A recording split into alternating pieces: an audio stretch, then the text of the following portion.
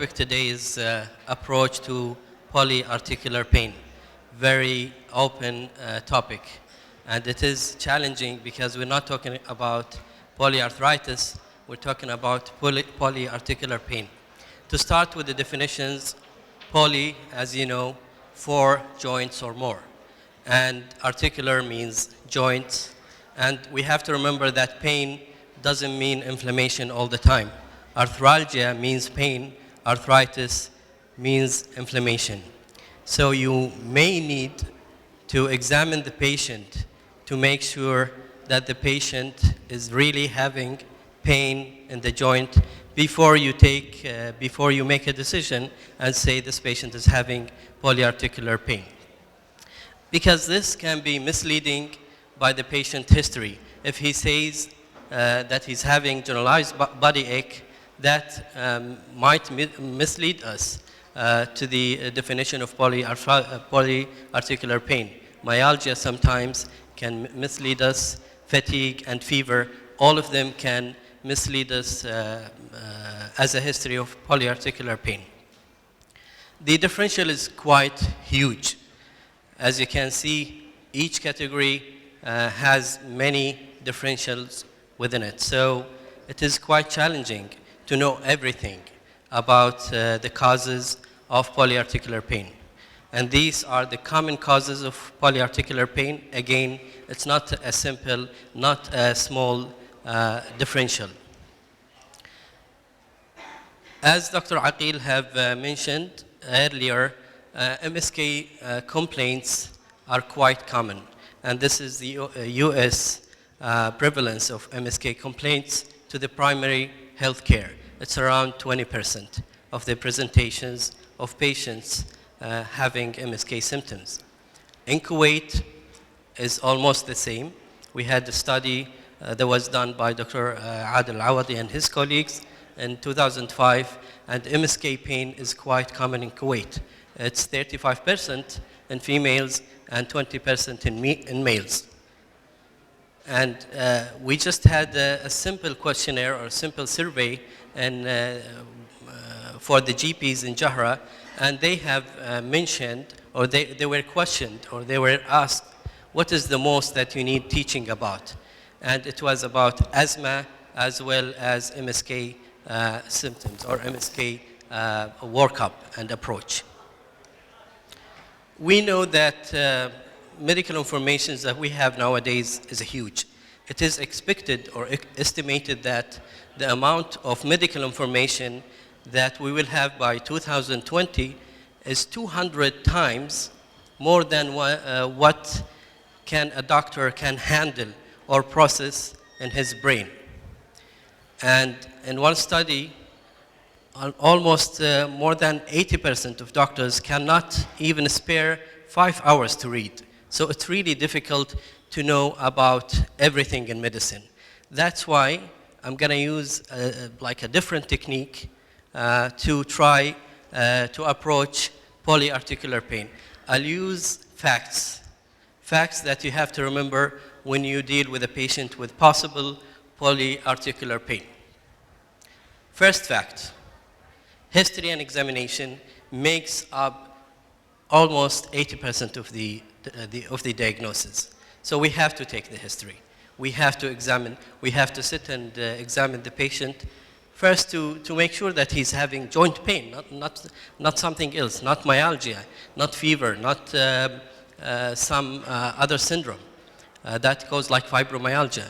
So we have to take a full history and remember that tests are used to confirm a suspected diagnosis, not to make the diagnosis.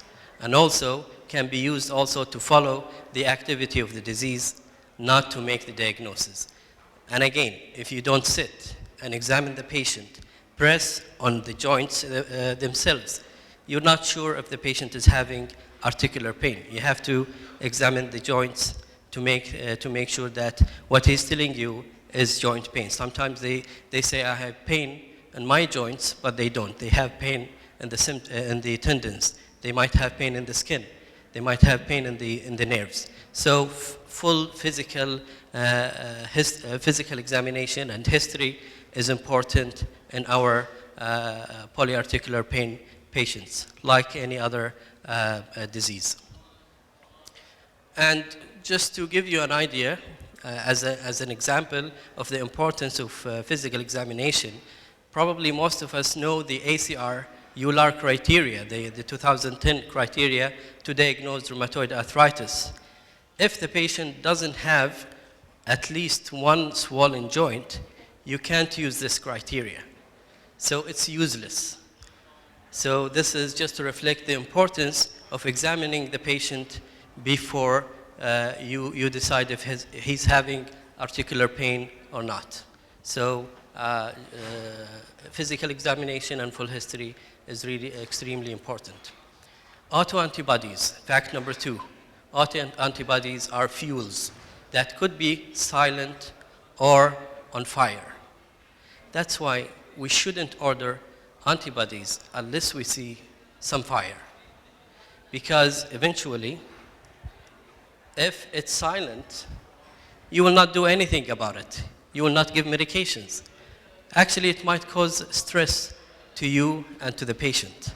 So if you don't see inflammation, if you don't see, for example, a patient coming to you with high ESR or high CRP, you shouldn't do autoantibodies, because if they're positive, you're in trouble sometimes, and that happens a lot in our practice. And just to remind you, rheumatoid factor, for example, is positive in up to 20% of normal population. ANA is positive in up to 8% of normal population, to a high significant titer. And only 15% of hyperuricemic patients will develop gout. So again, remember, autoantibodies are not diagnostic, or they're just support the diagnosis, and we shouldn't do it unless we have some fire. Otherwise, it will cause some stress to us. Fact number 3, inflammatory versus mechanical joint pain is a crucial element in history taking. And all these facts are important to lower our threshold to refer patients to the rheumatologist. Just to remind you, inflammatory, everyone knows what's the difference between inflammatory and mechanical pain. Inflammatory pain increases with rest and improves with physical activity, and the opposite for non-inflammatory. Inflammatory occurs in all ages, most of the time. Non-inflammatory in the older population. In general, I'm talking. Usually inflammatory is systemic, so they have systemic symptoms with it. And the non-inflammatory or mechanical, it's localized. Inflammatory is aggressive and might cause joint destruction very rapidly. The mechanical is benign and slow progression.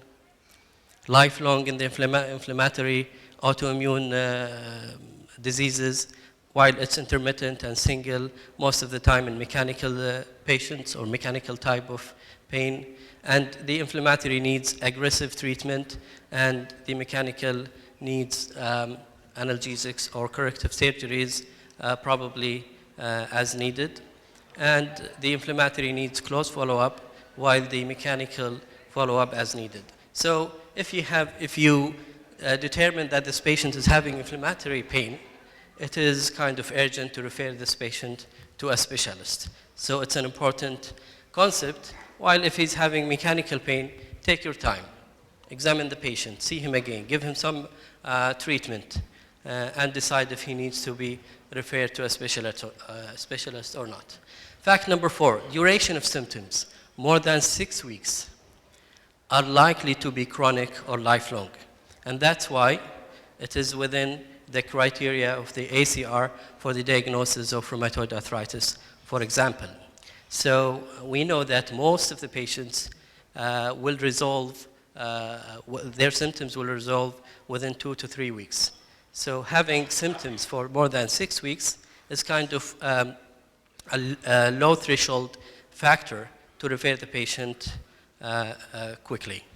Exceptions of the rules if you suspect gonococcal infection, rheumatic fever, infective endocarditis, meningococcal, and viral infections. Temporal pattern can help in making the right diagnosis. Migratory arthritis means that the arthritis appears in one or certain joints, then disappears completely, and then reappears in different joints. And we can see that in rheumatic fever, gonococcal, Lyme, leukemia, and infective endocarditis. Additive pattern, meaning appears and persists in certain joints, and then there is addition of other joints. And this is typical for autoimmune diseases in general, rheumatoid arthritis, lupus, etc. And intermittent pattern, which is the most challenging pattern of polyarthritis. Polyarthritis and certain joints, and then remission, and then a flare of the same polyarthritis. And we see that in crystal, we see that in psoriatic arthritis, palindromic, periodic fevers, and Weber's disease. So pattern is important factor in taking the history and physical examination. Fact number 6, in absence of trauma in a patient with polyarticular disease or polyarticular joint, if you have the elbow and the ankle within these joints, this is most likely an autoimmune disease, an important disease to refer to. So this is a low threshold factor or fact. And I'm talking about polyarticular involving ankle and elbow. Everyone knows this picture. The joint distribution doesn't really help in most of the cases, but when you talk about rheumatoid arthritis and osteoarthritis, it is helpful. And I'm sure most of you know the different distribution patterns in both diseases. Fact number 7, extra-articular manifestations are a great door for the right diagnosis, especially the skin. So we have to, again, examine the patient very carefully. Examples are erythema chronicum migrans in Lyme disease. This is for the exams mainly. We don't see that frequently. Erythema migranatum in rheumatic fever. Palpable purpura and vasculitis when you put it in the context of polyarticular joint pain. Psoriasis and pitting of the nails are important to look for any polyarticular pain patients. Keratoderma linoragicum, it's difficult to pronounce. We see that rarely in reactive arthritis. And livido reticularis, quite common in autoimmune diseases, and reflects many diseases like antiphospholipid, different types of autoimmune diseases. So look carefully for that.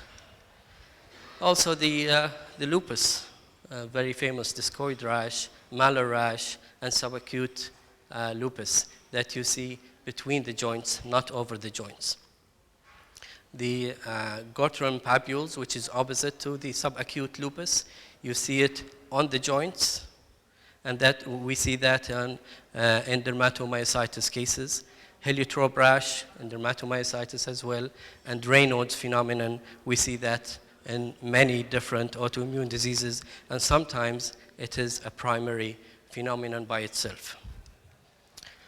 Also, uveitis, oral ulcers that we see in Behçet's, for example, and the skin manifestations and scleroderma. Okay, I have 2 minutes to finish my slides. Red swollen, fact number 8, red swollen joints have limited differential. If you see a red joint, the differential is quite limited, either infective, septic, gout, and rheumatic fever. So if we talk about polyarticular pain with red joints, most likely rheumatic fever. The exceptions are very few. So red makes our life easier. It's very unlikely to see other differentials if you see red joints. Fact number 9, X-rays are useless in the acute setting, meaning if the patient is having polyarticular pain within less than 6 weeks, it's not important to do X-rays because most likely you will not see anything. And that's why, again, in the ACR criteria, the new ACR criteria for diagnosing rheumatoid arthritis, it is not included. So we can wait until it becomes chronic, and then you might see something if you do X-rays. Fact number 10, small dose of steroids can be used as a diagnostic trial for occult inflammatory arthritis. If you're not sure, you examine your patient and he doesn't have any inflammation. He doesn't have high inflammatory markers. You might give a small dose. If he improves, it might indicate inflammatory disease, and you may refer this patient, and I'll be happy to see patients for this reason. He improves with a small dose of steroids. Common remains common. Osteoarthritis and rheumatoid arthritis and psoriatic arthritis are the most common diseases causing polyarticular pain. Polyarticular joint pain is not limited to rheumatic diseases. In all population, young populations, especially the children, we have to rule out malignancy all the time. And endocrinopathies are common diseases that cause polyarticular pain. And I finish by conclusion. Thank you very much.